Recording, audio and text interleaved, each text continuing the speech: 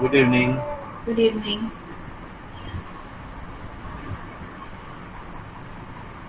So today I was in meeting तो थोड़ा late हो गया. आज हम न्यूट्रिएंट्स पढ़ेंगे. So हर एक न्यूट्रिएंट के एक प्रोपोर्शंस होते हैं. कितना न्यूट्रिशन आपको किस न्यूट्रिएंट से लेना है, कितना पोर्शन. ओके. सो जनरली हम क्या करते हैं, राइस वगैरह ज़्यादा खाते हैं ना, तो क्योंकि वो हमारे लिए सबसे इम्पोर्टेंट है एनर्जी. ओके. एनर्जी सबसे ज़्यादा चाहिए हमें, तो इसीलिए हम मेनली राइस क्वांटिटी ज़्यादा करते हैं. लेकिन जो लोग ओबेस हैं ऑलरेडी, जिनके बॉडी में फैट स्टोर है, तो उनको वो राइस पोर्शन कम रखना चाहिए, जिससे उनका स्टोरेज वाला भी जो एनर्जी है वो यूज़ हो. ठीक है. सेकेंड होता है प्रोटीन्स, जो हमारे बॉडी के रिपेयर्स करने में काम आता है. ये सबको नॉर्मल सबको चाहिए. जिनको वेट लॉस करना है, जिनको वेट गेन करना है, उनको थोड़ा ज़्यादा चाहिए. लेकिन जब वेट लॉस करना है तो ऐसा नहीं कि प्रोटीन भी कम कर देंगे. कई लोग मिल्क भी कम कर देते हैं, तो वो चीज़ नहीं करनी है. प्रोटीन हमेशा जितना बॉडी वेट है उतने ग्राम्स लेने होता है. उतना जितना केजी बॉडी वेट है उतने ग्राम्स लेना होता है. Okay. It is very necessary. तो ये हमें मिलता है दाल से, लेग्यूम से, जैसे कि छोला, राजमा, मूंग, है ना. ये सब चीज़ें जो होती हैं उनसे मिलता है. और सोयाबीन से मिलता है. नॉनवेज जो प्रोडक्ट खाते हैं उनको फिश, चिकन, मीट, पोल्ट्री, इन सब चीज़ों से मिलता है. एग से मिलता है. And milk product is very good source of proteins. Milk product में आप चीज़ हो गया, छेना हो गया, एंड कर्ड हो गया. Curd is very good source of protein. जो हम ज़्यादा भी खाएंगे तो हमारी बॉडी में इनडाइजेशन नहीं होता है. इवन वो हेल्प करता है हमारी गट को इम्प्रूव करने में. Okay. It has healthy bacteria, friendly bacteria. तो प्रोटीन्स के लिए हम ये सारे सोर्सेस ले सकते हैं. Number 3, fats. फैट्स भी ज़रूरी है हर किसी के लिए. फैट्स के भी बहुत रोल हैं. फैट्स विटामिन को भी स्टोर करता है, like vitamin A and D fat में ही स्टोर होके रहता है. तो ऐसा नहीं है कि ज़ीरो फैट कर देना है. फैट भी हमारी डेली लाइफ में इम्पॉर्टेंट है. तो फैट लेकिन सबसे कम क्वांटिटी होती है इन तीनों में से, प्रोटीन और कार्बोहाइड्रेट में से. तो फैट सिर्फ हमें 10 से 30 ग्राम, 10 to 30 ग्राम चाहिए होता है. उससे ज़्यादा नहीं चाहिए होता है. जो रिस्ट्रिक्टेड फैट में है, जैसे कि जिनको हार्ट की प्रॉब्लम है, जिनको प्रेशर की तकलीफ है, तो वो लोग 10 से 15 ग्राम ऑफ फैट में पर डे रहते हैं. लेकिन जिनको कोई रिस्ट्रिक्शन नहीं है, उनको हम 25 ml तक रख सकते हैं. 25 ml या 25 ग्राम तक पर डे बेसिस पे रख सकते हैं. और जो प्रेग्नेंट वुमेन है, जो छोटे बच्चे हैं, जो ग्रोथ कर रहे हैं, तो उनमें थोड़ा ज़्यादा चाहिए होता है. 30 ग्राम्स तक पर डे चाहिए होता है. एंड अगर हम ज़्यादा फैट खाएंगे तो वो अल्टीमेटली बॉडी में स्टोर हो जाता है और हमारे बॉडी में फैट सेल्स बनाता है. फैट सेल्स ऐसे सेल्स हैं जो कभी खत्म नहीं होते एक बार बनने के बाद. ओके. जब कोई पतला होता है, मान लीजिए किसी इंसान में 1000 फैट सेल्स है. ओके. तो वो जब पतला होता है, वो पहले था मान लीजिए 100 kg का, वो उसने वेट लॉस करके कैलोरी कट डाउन करके उसने वेट कर लिया 70 kg. ओके. लेकिन जो फैट सेल्स हैं वो 1000 के 1000 ही रहेंगे. वो कम नहीं होते, वो सब श्रिंक होते हैं. उनका जो साइज था, फूला हुआ था पहले, उसके अंदर ज्यादा फैट था हर एक सेल में, वो श्रिंक होके छोटा हो जाता है. बस यही होता है. कभी फैट सेल खत्म नहीं होता है. ओके. और जब उस इंसान को वापस हम ज्यादा कैलोरीज देंगे तो वो बहुत जल्दी वापस मोटा हो जाएगा कंपेयर टू पतला इंसान. कोई इंसान है जो पतला है, वो कभी उतना ज्यादा मोटा नहीं हुआ, तो उसको वो लेवल आने में ज्यादा टाइम लगेगा, सेम खाना खाएंगे तो भी. मगर जो मोटा इंसान हो चुका था पहले, वो इमीडिएट वेट गेन करता है. इसलिए आप सुनते होंगे कि किसी ने वेट लॉस किया अच्छी डाइट के अंदर रह के, उसके बाद फिर उसने छोड़ दिया, वापस मोटा हो गया।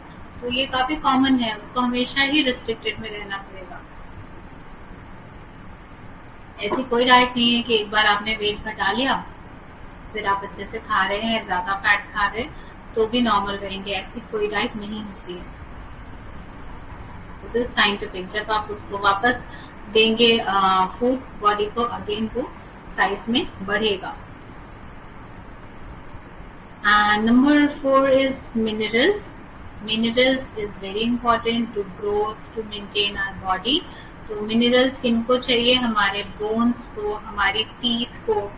ओके, तो ये सब फॉर्मेशन में बच्चों में ज्यादा चाहिए क्योंकि उनमें फॉर्म होना है, नया सेल्स बनना है बोन्स का, टीथ का, तो उनमें कैल्शियम ज्यादा चाहिए होता है। छोटे बच्चे क्या होते हैं, सिर्फ मिल्क मिल्क मिल्क पे डिपेंडेंट रहते हैं ना, दिन भर मिल्क, हम उतना मिल्क नहीं लेते, तो उनको कैल्शियम ज्यादा चाहिए होता है, तो मिल्क से उनका हो जाता है पूरा। तो बच्चों में एडल्ट के कंपैरिजन में ज्यादा कैल्शियम की रिक्वायरमेंट होती है। उनकी हाइट बढ़ रही है तो बोन का जो वॉल्यूम है वो बढ़ रहा है, तो उसको बढ़ाने के लिए हमें मिनरल्स देना होगा, जो कि स्पेशली कैल्शियम लगता है। एंड सेकेंड मिनरल जो बहुत इम्पोर्टेंट है, जिनकी डिफिशियंसी जनरली रहती है, लेडीज में ज्यादा रहती है, तो that is iron.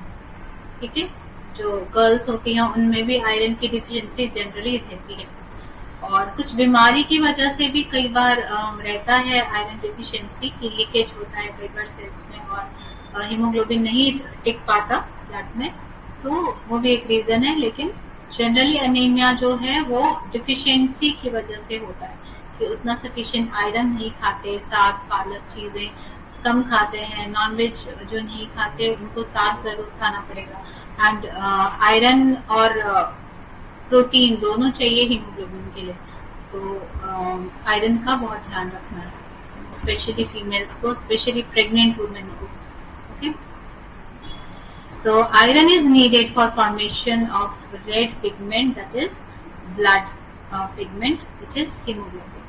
Next is vitamin.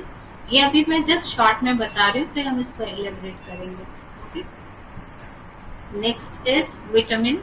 Minerals में और भी बहुत सारी चीजें हैं, जैसे कि आपका पोटेशियम हो गया, सोडियम हो गया, ये भी है, लेकिन हम उतना ज्यादा उस पर जोर नहीं देते क्योंकि जनरली ये पूरा हो जाता है, इसकी डिफिशियंसी होती नहीं है। सोडियम तो इजीली हमें नमक में मिल जाता है। Okay, next is vitamin. Vitamin बहुत तरह के हैं, A B C D E के, है ना। कुछ इसमें से वाटर सॉल्युबल होते हैं और कुछ फैट सॉल्युबल होते हैं। सारे विटामिन का अलग अलग रोल्स है, सबका अलग अलग डिफिशियंसी डिजीज है, किसी की कमी से कोई बॉडी ऑर्गन हार्म होगा तो किसी की वजह से कोई और। Next is water. वाटर ऐसी चीज है जो जिसके बिना बॉडी का कोई फंक्शन नहीं होगा, इंसान जिंदा नहीं रहेगा actually. So water is life we can say. So अभी हम इसको अच्छे से पढ़ेंगे इलैबोरेट करके।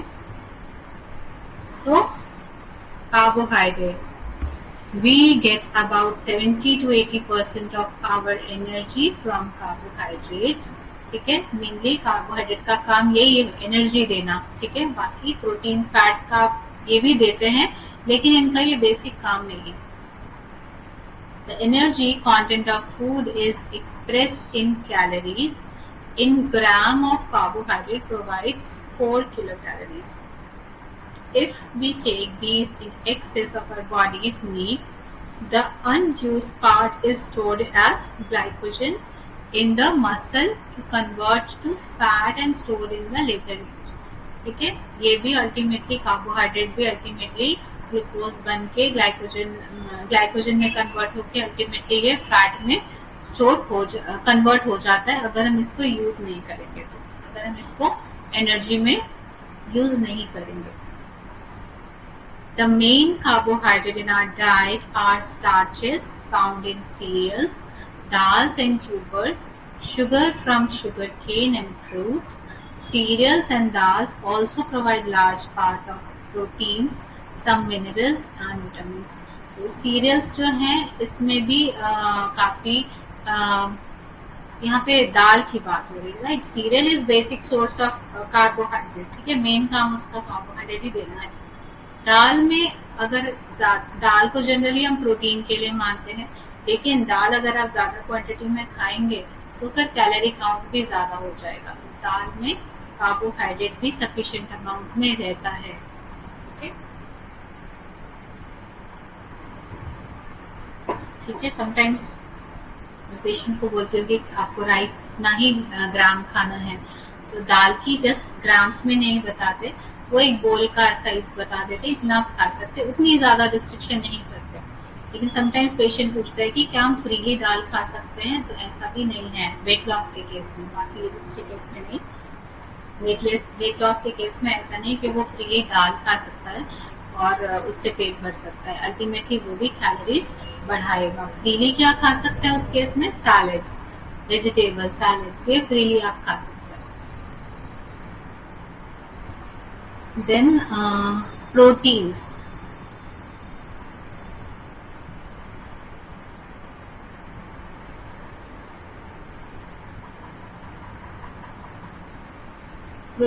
as we know, proteins are present in all living tissue, both plant and animal.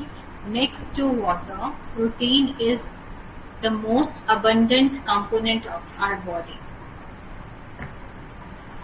About 1/6 of our body weight is protein. The main function of protein is building of new tissue and maintenance and the repair of those already built, जो बन चुके हैं उसको maintain करता है।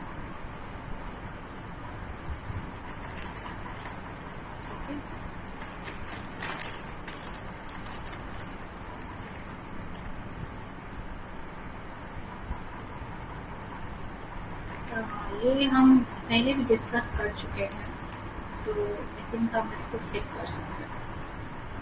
या we'll do from assimilation. Yeah, we have completed this digestive system too.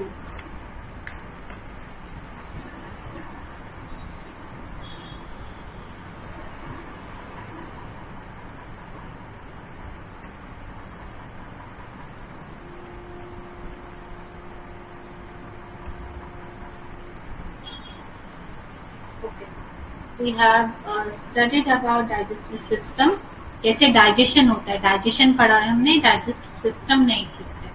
When the body requires food, it signals us to eat. एक signal देती है ना, भूख लगती है। The signals is hunger.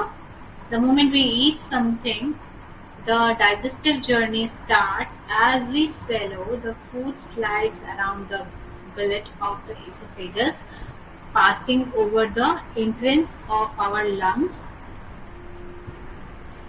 Whenever we swallow, the body automatically closes off the air passage. यहाँ पे दो पैसेज होते हैं, हमने पहले भी देखा था डायग्राम में, so that we do not choke. When we chew food, they break it up into small particles with our teeth. ठीक है, हमने डाइजेशन में ये पढ़ा है। From the mouth, the food goes into the stomach, where it stays for a few hours. The stomach breaks into small particles. Okay, we have explained it very much in previous class, तो हमें इसको भी फिर से करने की जरूरत नहीं है।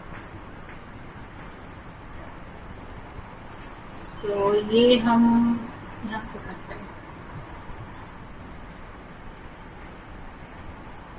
So यहाँ पे सीक्वेंस दिया गया, बारी बारी से कहा गया था, ये भी हम डाइजेस्टिव सिस्टम जब पढ़ रहे थे तो हमने किया है, लेकिन यहाँ पे दिया है तो हम फिर से एक बार रिवाइज कर लेते हैं। फर्स्ट इज माउथ, ठीक है, उसके बाद हुआ एपिग्लोटिस, ओके, गले में गया।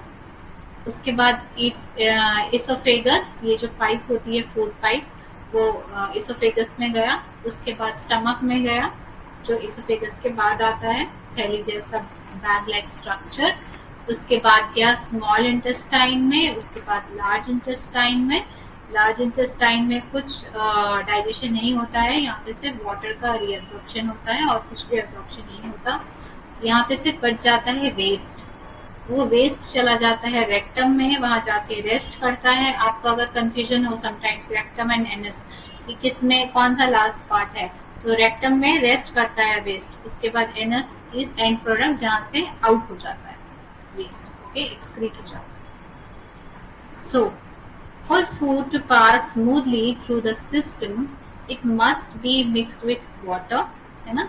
सॉलिड एकदम ड्राई चीज तो ऐसे जाएगी नहीं, पास नहीं होगी।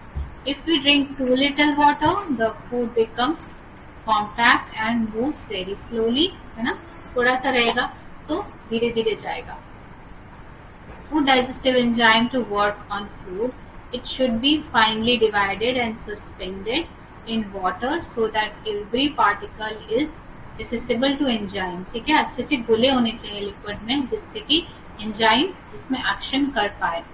Once digestion is completed and all the essential nutrients are absorbed, the residue which with remains is excreted, residue जो है वो निकल जाएगा, जो वेस्ट हुआ। It would be wasteful and inconvenient to excrete large amount of water with this residue. ज्यादा water के साथ वेस्ट निकालना थोड़ा मुश्किल हो जाता है, इसीलिए वहां पे लार्ज इंटेस्टाइन में वाटर वापस बॉडी में चला जाता है, रीएब्सॉर्ब हो जाता है। So your body withdraws some water, leaving a semi-solid mass just smooth enough as easy to pass. बस इतना वाटर रह जाता है जो पास करने में हेल्प हो, स्टूल पास करने में। This shows that food is altered physically in the digestive tract. तो इससे पता चलता है डाइजेस्टिव ट्रैक्ट में फूड के जो चेंजेस ये होते हैं। The enzymes of digestive tract break down the carbohydrate, protein and fat into smaller unit. This is chemical alteration of food.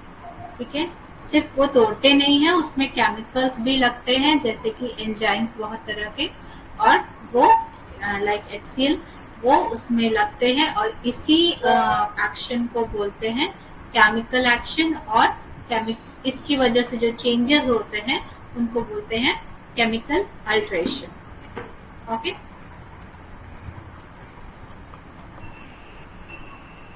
The body needs many nutrients which it absorbs from food through the digestive tract. The digestive tract digests only carbohydrate, okay, fats and protein.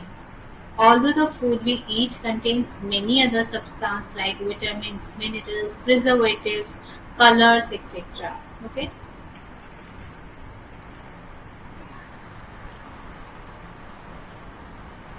Certain glands in the body contribute the digestive juice or enzyme. These are the salivary glands, gastric glands, and liver, and the pancreas. Okay, the enzyme from these glands break down protein, fat and carbohydrate. तो ये enzymes होते हैं जो इनको break down करते हैं। Okay, ये सारे सर्टेन ग्लैंड्स हैं जो एंजाइम को, डाइजेस्टिव जूसेस को रिलीज करते हैं। डाइजेस्टिव सिस्टम जो पढ़ा था उसमें भी हमने एक तो एंजाइम्स के बारे में बताया था, और कहाँ से निकलते हैं ये भी बताया था। Now physical alteration of food, मतलब फिजिकल दिखने में, टूटना, असली में दिखाई देने में कैसे क्या चेंजेस होते हैं, तो वो तो हमसे माउथ से करते हैं, च्यू करके, है ना, इसको ग्राइंड करके। फिजिकल मतलब जिसमें ताकत लगती है, ठीक है, तो माउथ से करते हैं, दांतों से। तो क्यों करते हैं, ब्रेक डाउन क्यों करना है, तोड़ना क्यों है, ताकि उसका सरफेस एरिया बढ़ जाए और उसका सेल वॉल्स टूट जाए, ओके, और न्यूट्रिशन इजीली बाहर निकल पाए।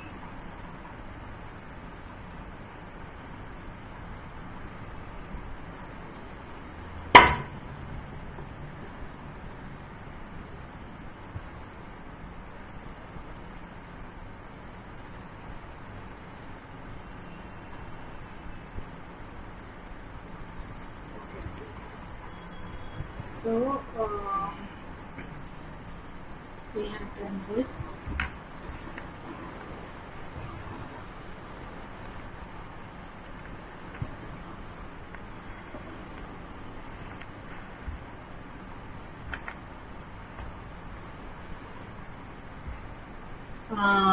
Our nutrition depends on many factors. Okay, तो ये हो सकता है हमारा साइज, हमारा एज एंड हमारा जेंडर, कुछ भी हो सकता है।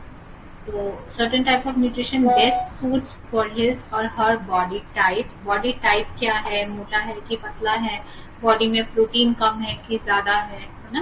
प्रोटीन कम है कि ज्यादा है देख के कैसे पता लगा सकते हैं? इंसान में अगर वेट तो ठीक है, वेट नॉर्मल आ रहा है, लेकिन फिर भी इंसान एकदम पतला दुबला है, दैट मीन्स उसका पेट बाहर होगा, यानी कि फैट है, लेकिन पैर हाथ जो है वो बहुत पतले हैं, तो इंसान में प्रोटीन डिफिशियंसी है।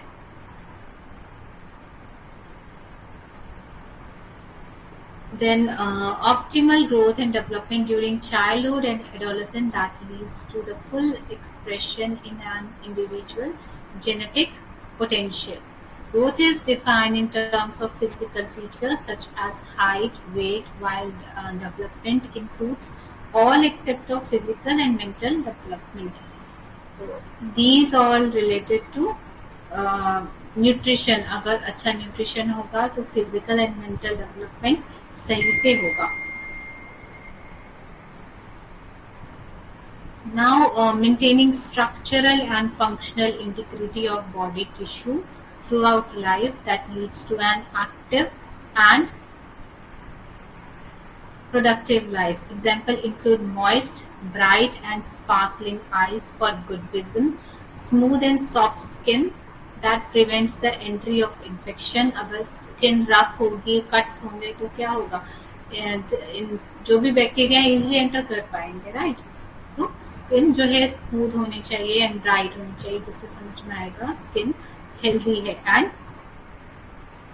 इंसान हेल्दी है। अगर स्किन अच्छी दिख रही है, उसमें डलनेस नहीं है, I am not talking about colour, ठीक है। डार्क इंसान भी हेल्दी है, लाइट कलर इंसान भी हेल्दी है। एक्चुअली उसकी स्किन का टेक्सचर कैसा है, क्या वो बहुत रफ है, क्या उसमें कट्स कट्स जैसे हैं, तो that means it is unhealthy. लेकिन अगर स्किन ब्राइट है, लाइट को रिफ्लेक्ट कर रही है, तो दैट मीन्स स्किन हेल्दी है, उसका प्रोटीन एंड फैट्स जो है वो सही बॉडी में ऑप्टिमम है। और जो स्मूथ स्किन है उनमें इन्फेक्शन चांसेस कम होंगे, क्योंकि इंटरेंस एरियाज कम होंगे। कट्स अगर ज़्यादा ड्राई है, ड्राई स्किन में जनरली कट्स हो जाते हैं थोड़े बहुत, तो वहाँ से इन्फेक्शन आ सकता है, कुछ भी बैक्टीरिया या कोई भी पैथोजन एंटर कर सकता है। लेकिन जब स्मूथ स्किन दिख रही है तो इसका मतलब वहाँ कट्स भी नहीं होंगे, तो फिर इन्फेक्शन होने के चांसेस भी कम हो जाते हैं। Ability to perform mental task efficiency. इंसान, बच्चा कितना अच्छे से या बड़ा इंसान कितना अच्छे से काम को कर पा रहा है, कितना जल्दी और कितना एफिशिएंटली अच्छे से, वो भी न्यूट्रिशन पे डिपेंड करता है। ओके, अगर अच्छा एक चीज़ मैं बताना चाहूँगी, आजकल डेवलपिंग जो बच्चे हैं, ग्रोइंग जो बच्चे हैं, उनमें इरिटेशन आप अगर देख रहे हैं, चिड़चिड़ापन हो रहा है, तो ये डिफिशियंसी डिजीज हो सकता है। तो किन चीज़ों की डिफिशियंसी होती है जनरली ग्रोइंग बच्चों में, जिसकी वजह से इरिटेशन एंड मूड स्विंग्स होता है? That is iron, omega 3 fatty acids, number 3 proteins, number 4 vitamin B12। Okay, तो इन चीज़ों की डिफिशियंसी से बच्चों में इरिटेशन एंड मूड स्विंग्स हो सकता है। तो ये आप कंप्लीट कैसे करेंगे? मिल्क शेक एक अगर आप लें, जिसमें आप अखरोट डाल दें, 1 अखरोट, 4-5 बादाम सोक किया हुआ, और बनाना, एक बनाना डाल दें, तो वहाँ से आयरन भी आ जाएगा, एंड आलमंड से आपका ओमेगा 3 फैटी एसिड्स आ जाएगा, एंड चिया सीड्स, जो सीड्स होते हैं उनको आप सोक करके ओवरनाइट सोक करके डालेंगे, तो इससे fibre and omega 3 fatty acids आ जाएगा एंड आयरन आ जाएगा। तो ये कंप्लीट पैकेज है ये आप बच्चे का इरिटेशन हटाने के लिए। तो बच्चा अगर स्कूल से आता है इवनिंग में 4 o'clock या 3 o'clock, जब आप उसको बिग मील नहीं देते हैं, या फिर ट्यूशन से आता है जो आपको बिग मील का गैप भरना है, तो उस टाइम में आप शेक ये दे सकते हैं, आलमंड, वॉलनट, मिल्क एंड बनाना का शेक, जो ये चीज़ों को कंप्लीट करता है। This is very helpful in growing children. Growing children में इनकी डिमांड ज़्यादा होती है, इसीलिए कई बार ये चीज़ें कम रह जाती हैं।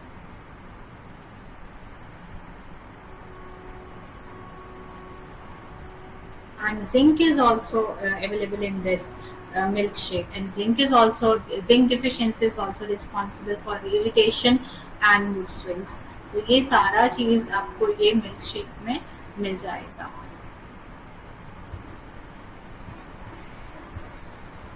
So nutrition maintains mental and physical health or development, maintaining structural and functional integrity of body tissue throughout life that leads to an active and productive life. Example include moist, bright, and sparkling eyes for good vision, smooth and soft skin that prevents the entry of infection through the body surface, thus maintaining the integrity of internal organ like the gastrointestinal tract and the liver for proper digestion and assimilation of food and removal of toxic waste products.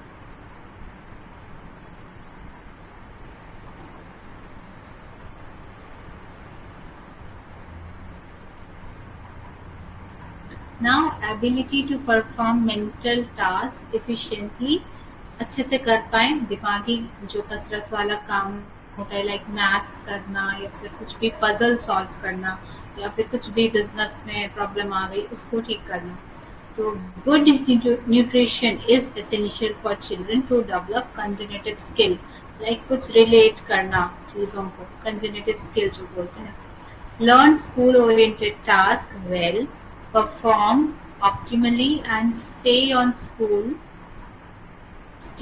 in school. Similarly, good nutrition is important in sustaining attention and memory in adults as well. तो ये mental efficiency के लिए जो मैंने shake बोला, that is very beneficial.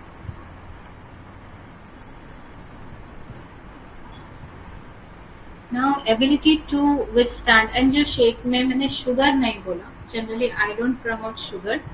आप मीठा अगर बच्चे को चाहिए ही तो अभी मैंगो का सीजन आ रहा है, you can add some mangoes for sweetness या फिर डेट्स भी डाल सकते हैं।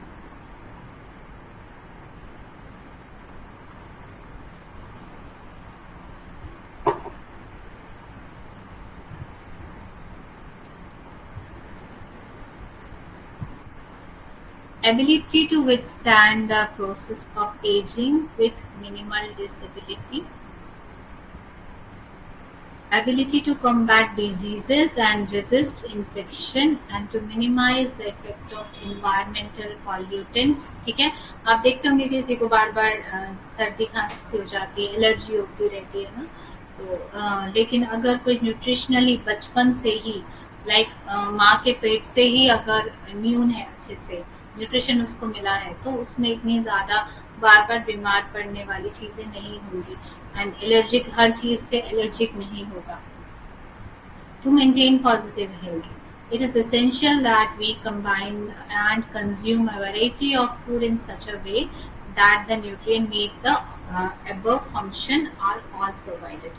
तो ये जो सारे फंक्शन है, इम्पॉर्टेंट फंक्शन फूड के, ये सारे हमारी बॉडी में हो, इसके लिए हमें सारे वैरायटी ऑफ फूड खाने हैं। कई बच्चे होते हैं ये नहीं खाएंगे, वो नहीं खाएंगे, सिर्फ आलू खाएंगे, सिर्फ रोटी खाएंगे। ऐसा करने से बहुत सारी चीज़ें डिफिशियंसी रह जाती है। तो बच्चे को सब चीज़ें खाने की आदत डालनी है एंड पेरेंट्स को भी खानी, जिससे बच्चा देख के सीखेगा।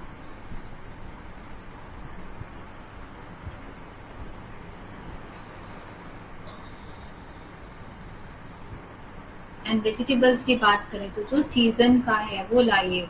आजकल सालों भरी भिंडी मिल रही है, सालों भरी करेला मिल रहा है, ऐसे ना, तो कोशिश करिए सीजन में, गर्मियों, भिंडियाँ जैसे गर्मियों का है तो अभी खाना है, अभी स्टार्ट करना है खाना, तो सीजन में खाइए तो उसका टेस्ट भी बेटर रहता है, न्यूट्रिशन भी बेटर रहता है एंड बच्चे को भी एक्सेप्टेंस ज़्यादा रहेगा। अगर आप टेस्टलेस गोभी खाएंगे अभी गर्मियों में तो फिर बच्चे को भी पसंद नहीं आएगा। तो कोशिश करिए अभी गोभी थोड़ा बंद करने के लिए एंड भिंडी पे आने के लिए। थोड़ा बोरिंग हो जाता है, लिमिटेड सब्जियां हो जाती है, लेकिन ठीक है, थोड़ा बोरिंग खाना ही बेटर है। Okay,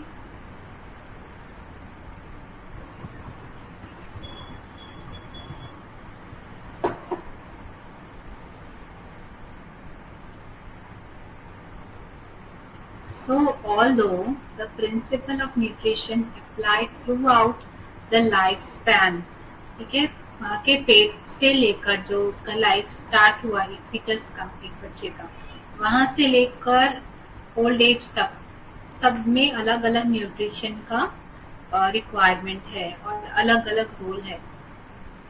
Greater emphasis is to provide enough food and care for the younger age group, ठीक है, जो ग्रो कर रहे हैं उस टाइम में हमें ज़्यादा ध्यान देना होता है, बिकॉज उस टाइम रिक्वायरमेंट ज़्यादा होता है और वो कई बार पूरा नहीं हो पाता।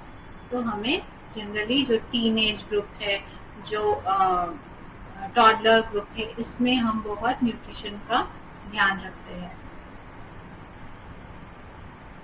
एंड बहुत सारे स्कीम्स भी चलाई जाती हैं गवर्नमेंट के थ्रू प्रेग्नेंट वुमेन के लिए, ताकि उनका जो बच्चा है वो हेल्दी हो। तो उस टाइम से फर्स्ट जो 1000 डेज है, दैट इज़ वेरी इंपॉर्टेंट कि बच्चा लाइफ में कैसी हेल्थ लेके पैदा होगा। ओके, तो फर्स्ट 1000 डेज इसमें माँ के पेट में वाला भी 9 मंथ इंक्लूड है। Young people from infancy through adolescence grow continuously, a characteristic that we adult do not share. A child gets taller and grows out of his clothes within 2 decades of life, like पहले 20 साल, 2 decade यानी कि 10 और 10, 20, पहले 20 साल में वो अपना लाइफ स्पैन का जो हाइट है वो कंप्लीट कर चुका होता है। A man increases about 20 times in weight and about 4 times in height in comparison to his birth weight and height. ठीक है,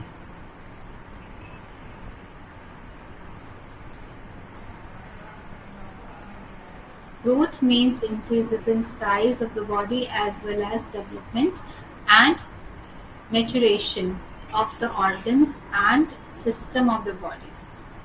Increase in size is visible externally, whereas the development of organ and system that takes place internally cannot be seen. So, अंदर का तो हम नहीं देख पाएंगे organs develop हो रहे हैं, मगर इंटरनल ऑर्गन भी साइज में बड़े होते हैं। बट इंटरनल ऑर्गन इतने ज्यादा साइज में नहीं बड़े होते हैं जितना आउटर बॉडी बड़ी होती है, लाइक लिम्स, हाथ पैर जितने बड़े होते हैं उतना बड़ा हमारे ऑर्गन्स जो है इंटरनल वो बड़े नहीं होता है। बॉडी का कंपेयर ऑर्गन से किया जाए तो छोटे बच्चों में हम कह सकते हैं बॉडी के कंपैरिजन में ऑर्गन बड़े होते हैं। ठीक है, जब हम बड़े हो जाते हैं बॉडी तो बहुत ज्यादा बढ़ती है, लेकिन ऑर्गन उतने ज्यादा नहीं बढ़ते हैं जितनी बॉडी बढ़ती है।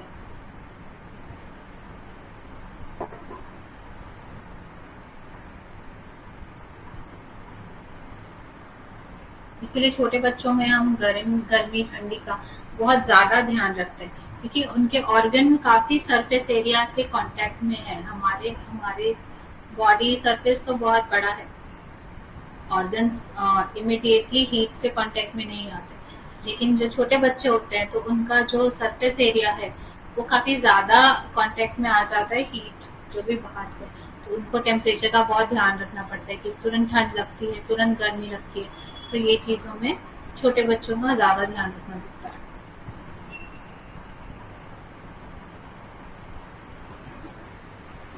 Critical period of growth, okay, ये नेक्स्ट क्लास से करते हैं। It is going to end the class, तो अभी थोड़ा डिस्कशन, अगर कुछ डाउट्स है तो कुछ डाउट है तो रेज हैंड करिए, नहीं तो मैं इसी को थोड़ा डिस्कस करती हूँ। तो फर्स्ट 1000 डेज को बहुत क्रूशियल माना गया है बहुत इम्पोर्टेंट माना गया है। तो मदर के पेट से लेकर पैदा होने के बाद तक जो फर्स्ट 1000 डेज होते हैं, दैट इज वेरी इंपॉर्टेंट। तो मदर का खाना कैसा है वो भी बहुत इम्पोर्टेंट लगता है। लाइक प्रेगनेंसी से वुमेन को अजीनोमोटो रिस्ट्रिक्ट करना है, अजीनोमोटो वाली चीज़ें नहीं खानी है। जैसे कि MSG बोलते हैं, मोनोसोडियम ग्लूटामेट, जो मैगीज वगैरह में होता है, चाइनीज फूड में होता है, फ्राइड राइस में, बाहर के फ्राइड राइस में होता है। तो ये सब चीजें मदर को मदर को नहीं, जो प्रेग्नेंट वुमेन है उनको रिस्ट्रिक्ट करना चाहिए। ओके। और कब तक रिस्ट्रिक्शन में रहना चाहिए? जब तक वो फीड करानी है, जन्म के बाद भी 2 साल तक। ठीक है, क्योंकि उनकी बॉडी में जाएगा तो उसके ट्रेसेस बच्चे में भी आएंगे मिल्क के through. And after birth baby just first 6 month जो है सिर्फ मिल्क पे होना चाहिए, एक्सक्लूसिव मिल्क। पानी भी देने की जरूरत नहीं होती है। फर्स्ट 6 मंथ के बाद उनको आप वीनिंग स्टार्ट कर सकते हैं। Okay.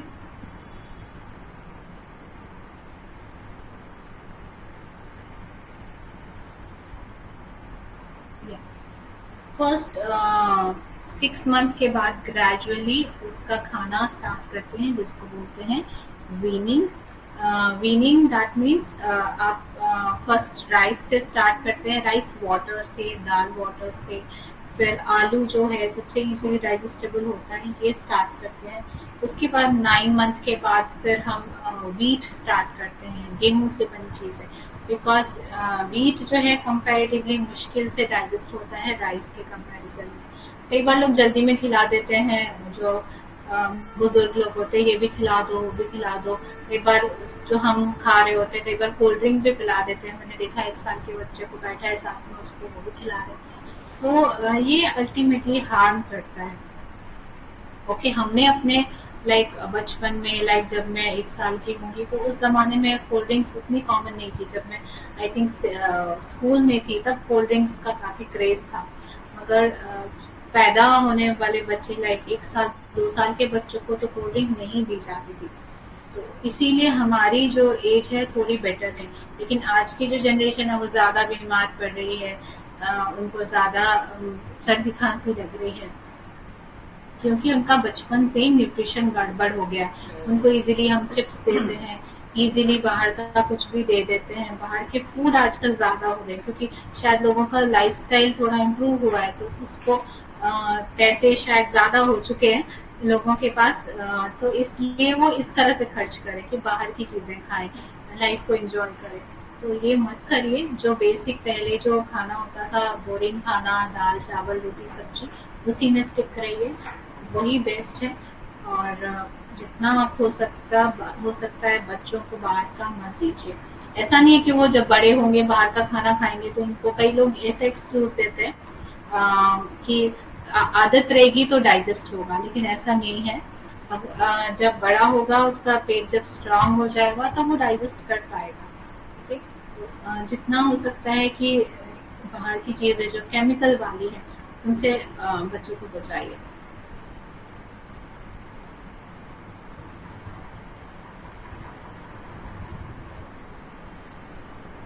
I want to discuss that. मेरी मेड है, वो तो बहुत लाइक लो सोशियो इकोनॉमिक में गिनेंगे उनको।